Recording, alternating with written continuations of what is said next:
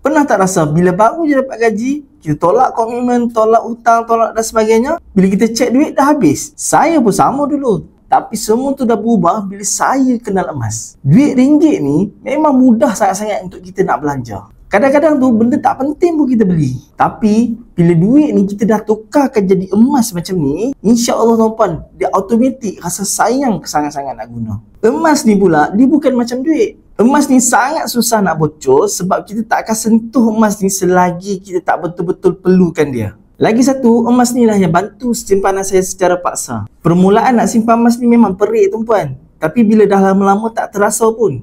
Tahu-tahu emas dah makin bertambah saja. Kalau tuan-puan pun susah sangat nak simpan duit, cubalah tuan-puan ambil inisiatif tukar cara simpanan kepada bentuk emas. Tukar dulu 100 jadi emas, kita tengok hasilnya dalam tempoh sebulan atau 2 bulan. Kalau emas tu boleh bertahan dalam tempoh sebulan atau 2 bulan, teruskan konsisten tuan-puan. Kalau tuan-puan simpan duit, itu biasa tuan-puan. Tapi kalau tuan-puan simpan emas, itu luar biasa. Bagi tuan-puan yang nak simpan emas hari ini, boleh isi beg biru di bawah ataupun tuan-puan boleh rujuk pin video yang saya dah pin di profile.